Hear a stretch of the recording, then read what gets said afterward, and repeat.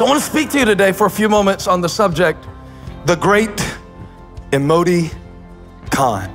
And on a more serious level, I want to talk about how your emotions play tricks on you, how your mind plays tricks on you, how your heart plays tricks on you.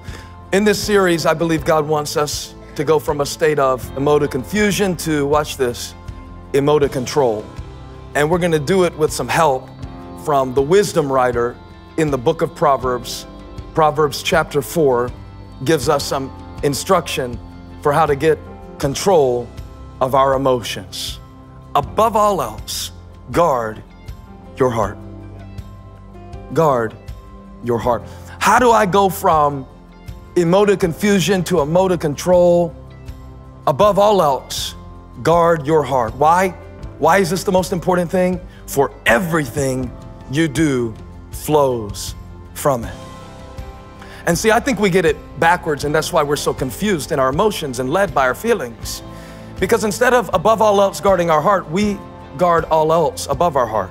We'll do all kinds of stuff to try to protect our lives, and we'll be very guarded in certain ways, and we'll be very careful in certain ways, but we let stuff in our heart. We let our guard down, and then we let our thoughts run wild, and then we wonder, why am I miserable? Why am I selfish? It's because you let them get in your heart.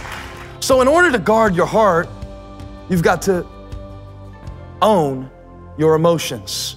We love using phrases that transfer the title deed of how we feel to other people. You know, the fact may be that somebody did something that offended you, and what they did may have been wrong.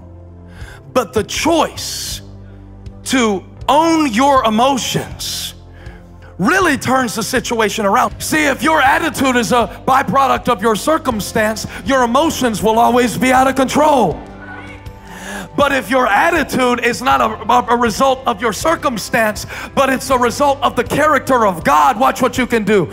You can swing that thing in the other direction. How do you guard your heart? You own your emotions and you change your concentration. The way that your heart feels is a result of what your mind concentrates on. And when you let stuff break your concentration on the things God has given you to be grateful for and the things that God has given you to do, when you let life break your concentration, your soul will always sink beneath the surface.